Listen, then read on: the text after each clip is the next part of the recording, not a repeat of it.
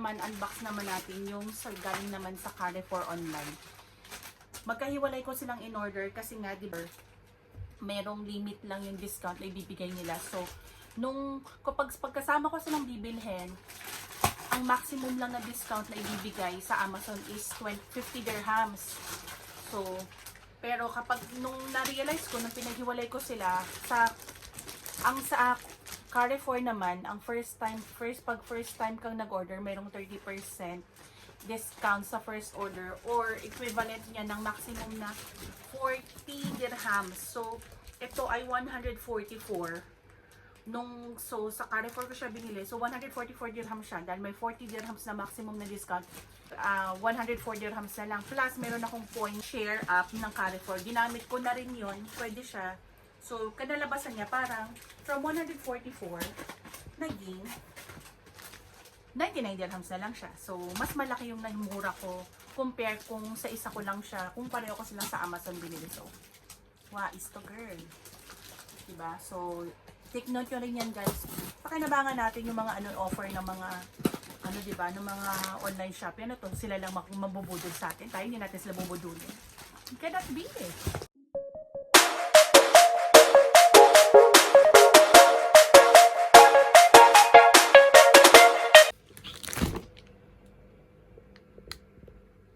Oh, so ayan na siya.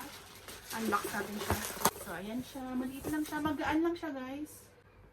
Derma Dust Mite Vacuum Cleaner 818 Multifunction Dust and Mite Removal. So ito especially sa kama at sa mga sofa. Diba nga sabi ko, kaya kami bumili ng vacuum at kaya ako bumili nito kasi nga nagkaroon kami ng surot infestation. Sabi nga ni Sabi, meron kaming mga invaders.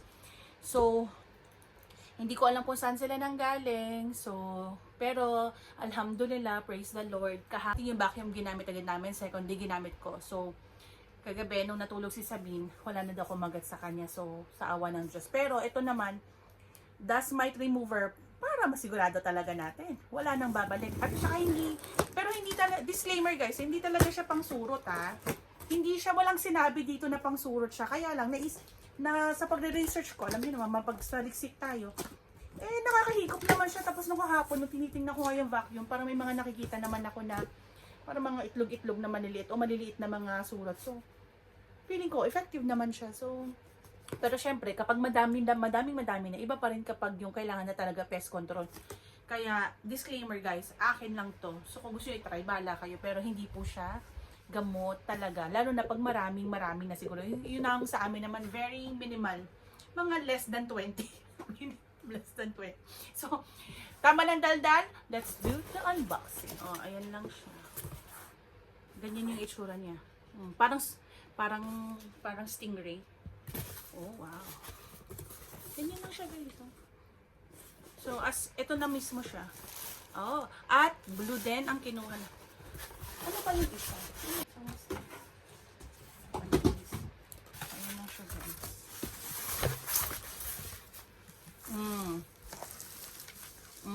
Nax! Ang ganda! Ayan siya, guys.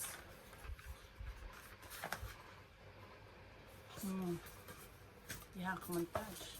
Mo rin i-replace yung filter niya every 3 months. So, may kasamang ganito eh. So, feeling ko baka panglinis, no? Pangtanggal ng mga dust mite. Hindi ko din alam kung ano yung dust mite. Pero, syempre, sapat-sapat yun. Ito, nasa ilalim ng kama. At, mga sofa, basta mga nauupuan. So, kasama na rin siguro dun yung surot. Ano? So, yun lang siya. Ito yung button. What's this for? Ano daw yun? Sandit lang. Ilipat natin sa naiintindihan natin. Huwag tayo magpanggap.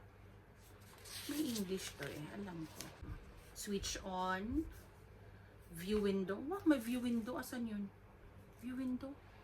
View window daw to, guys. So, paano nyo makikita? Kailangan nyo pa ng microscope. Hot air outlet. Ay! Derma Dust Mite Vacuum Cleaner. Dedusting and killing mites to enjoy better sleep moment. Ultraviolet ray clean mite technology cooperates with a large suction. Deep penetrate, kill mite, bug or on your bed. Keep you bed clean and Hindi ba dapat keep your? Kulang, Dirma, kulang ng R. Hindi pwede to. Sabi dito, keep your bed clean and comfortable at all times. Give you good sleep. Kulang din ng A. Pero pwede na, give you good sleep. Give you a good sleep. Really? Ano ka? Kala mo matalino talaga. Pero hindi ko talaga kayang tanggapin yun.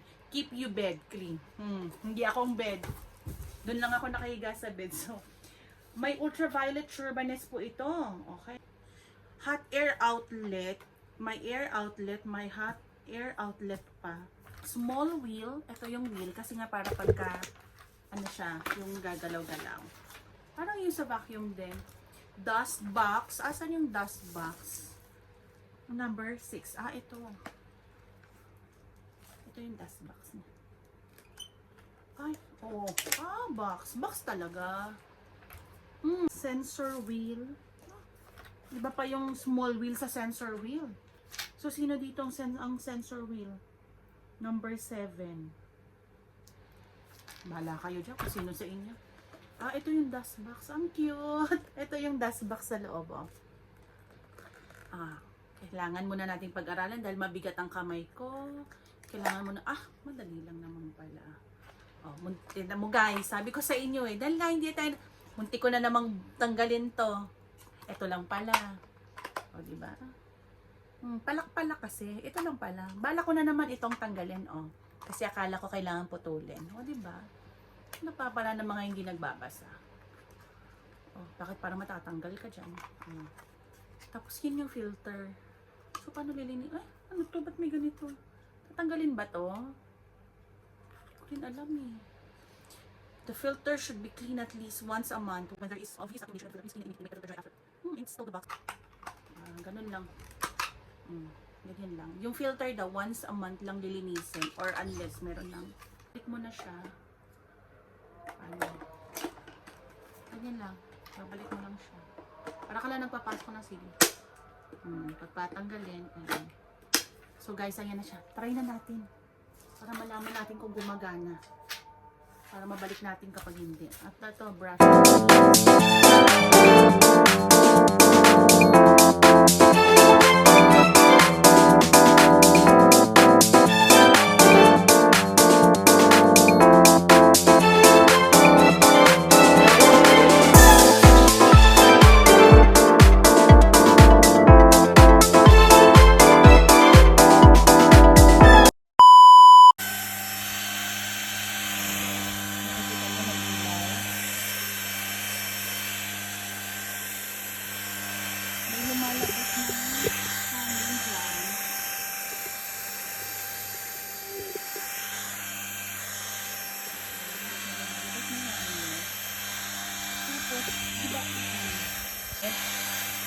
Hindi siya, akala ko parang plancha naman.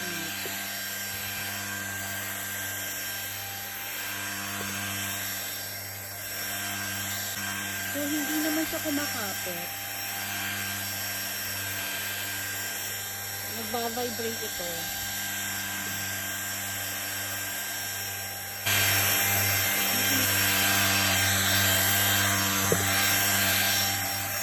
Continue natin siya ng ilang minuto.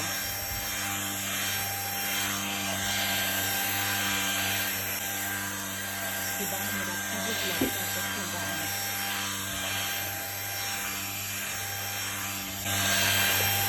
So, keep natin.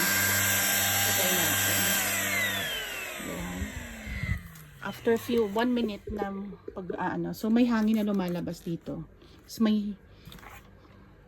So, tingnan natin guys. Ayan parang may nakikita na akong dust to. Nakikita nyo?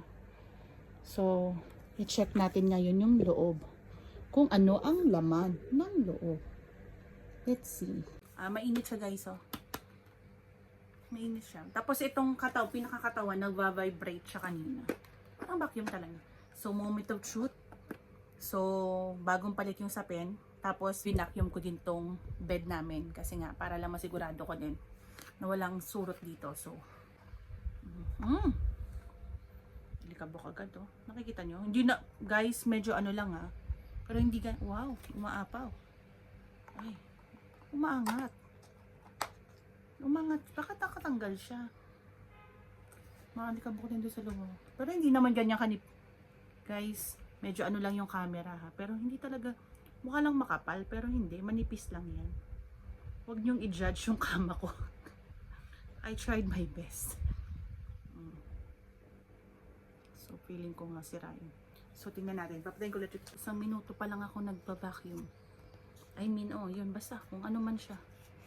Yan na ang nakita ko. Dapat lang pupunasan ko nga ito. Ang gabok.